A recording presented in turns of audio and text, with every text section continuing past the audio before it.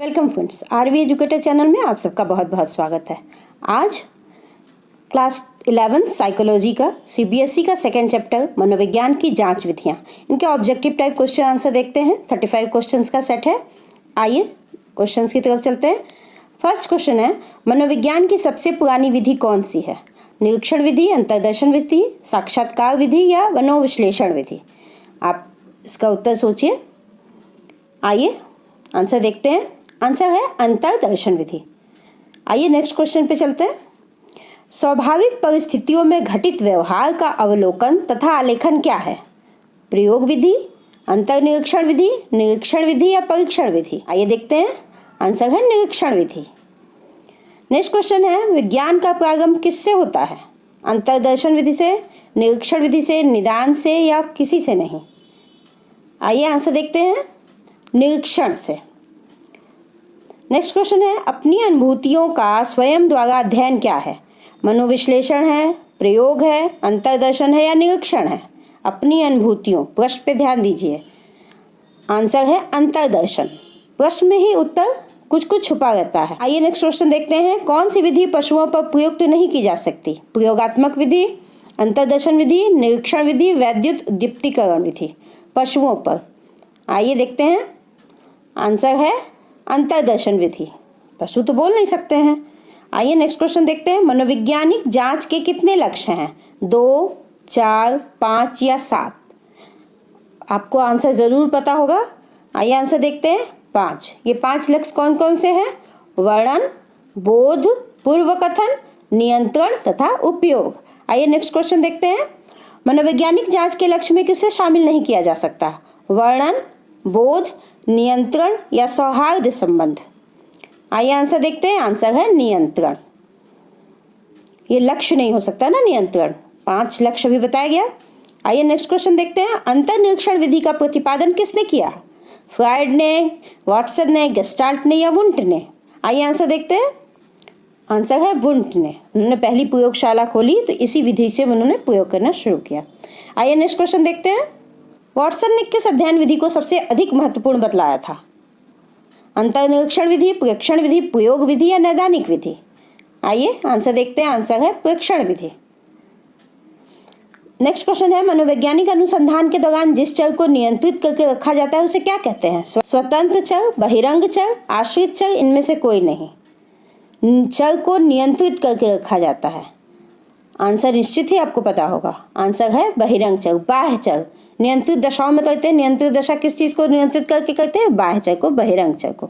आइए next question देखते हैं। जिस चर में प्रयोग करता है, जोड़ तोड़ करता है, उसे क्या कहा जाता है? आश्रित चर कहते हैं, स्वतंत्र चर कहते हैं, बहिरंग चर कहते हैं या इनमें से कोई नहीं? जोड़ तोड़ करता है।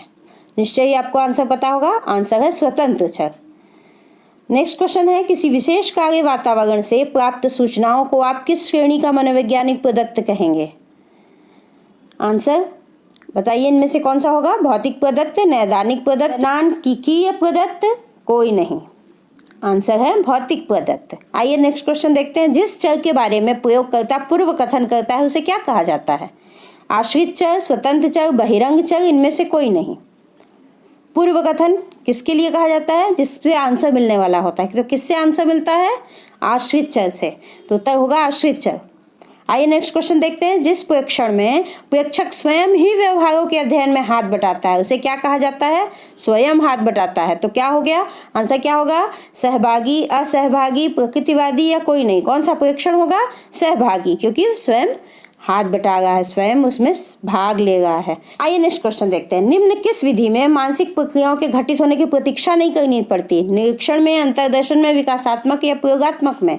आंसर है अंतर्दर्शन में। आइए नेक्स्ट क्वेश्चन देखते हैं। निम्न किस विधि में एक व्यक्ति प्रयोज्य के बारे में सब कुछ का अध्ययन किया जाता है? अध्ययन केवल एक व्यक्ति के बारे में। आंसर आप समझ गए होंगे। पहला निरीक्षण विधि, व्यक्ति अध्ययन विधि, विकासात्मक विधि या प्रयोगात्मक विधि? आइए आंसर देखते हैं। आंसर है व्यक्ति अध्ययन। व्यक्ति आया है ना क्वेश्चन में, यहाँ भी व्यक्ति अध्ययन है। इसको नैदानिक विधि भी कहते हैं।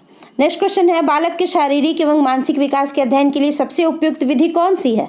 निरीक्षण विधि, नैदानिक विधि, विकासात्मक विधि या प्रयोगात्मक विधि? शारीरिक एवं मानसिक विकास के अध्ययन के लिए। प्रश्न में विकास छुपा है। आइए आंसर देखते हैं। आंसर विकासात्मक विधि। आइए नेक्स्ट क्वेश्चन देखते हैं। निम्नांकित में से किसे सर्वे की विधि में सम्मिलित नहीं किया जा सकता? साक्षात्कार को, डाक प्रश्नावली को, दूरभाष को या प्रयोग को? आइए आंसर देखते हैं। आंसर है प्रयोग को।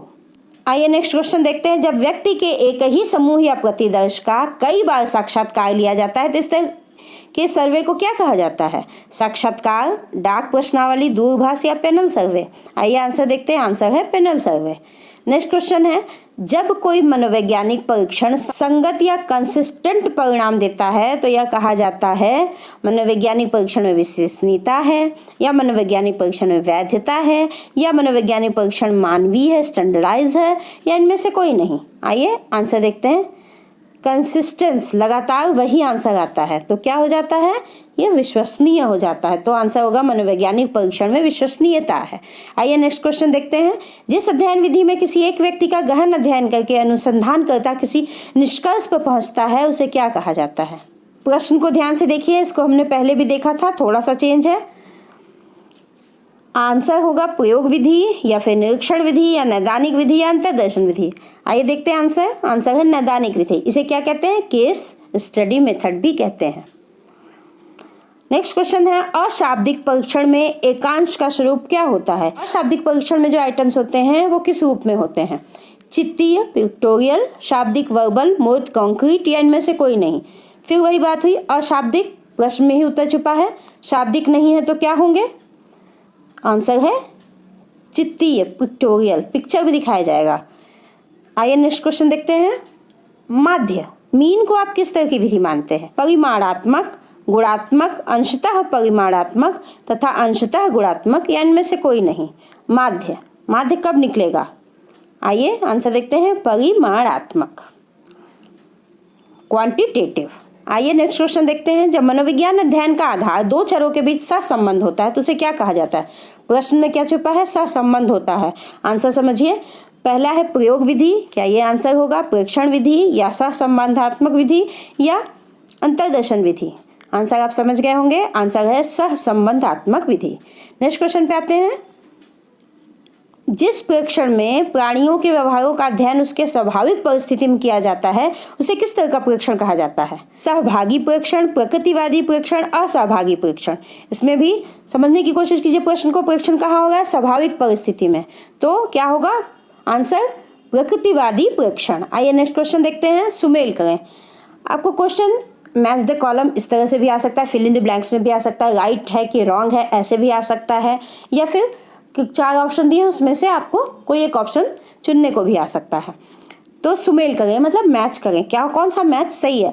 टिचनर प्रेक्षण विधि, क्या टिचनर ने प्रेक्षण विधि दी थी? वॉटसन ने अंतर्निरीक्षण विधि दी थी? या नियंत्रित प्रेक्षण को प्रयोग विधि कहते हैं? या जोड़ तोड़ आश्रित चर पे कहते हैं? समझ ही गए होंगे आप।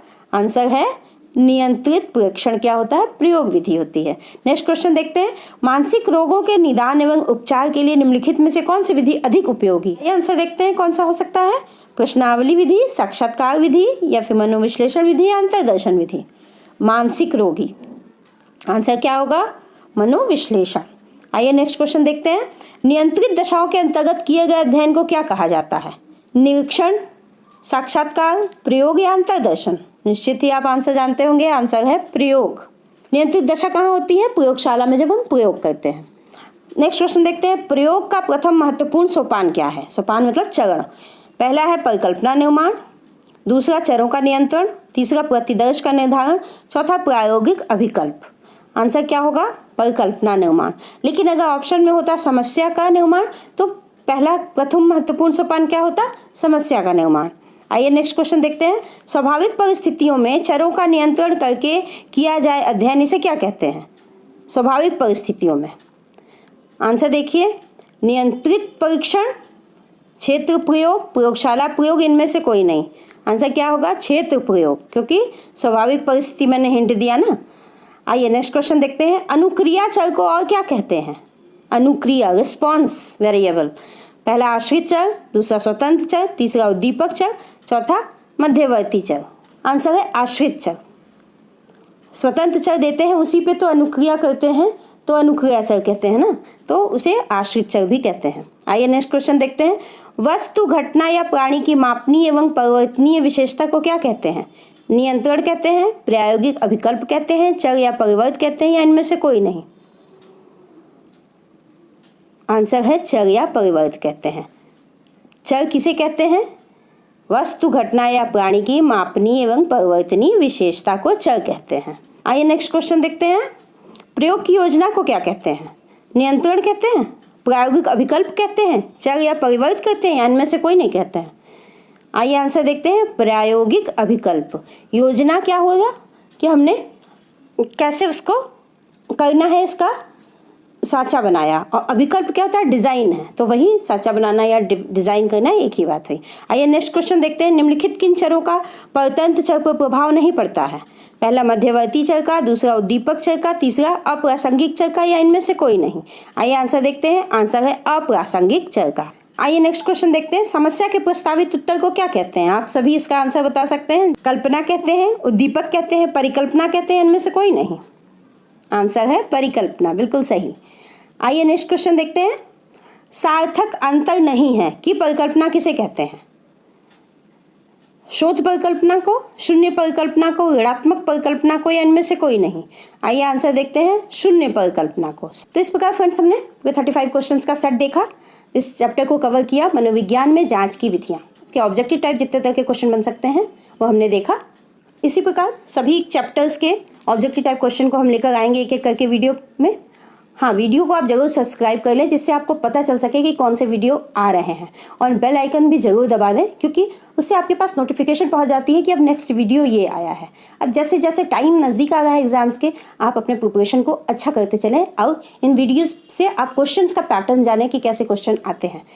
मिलते हैं अगले वीडियो में। धन्यवाद।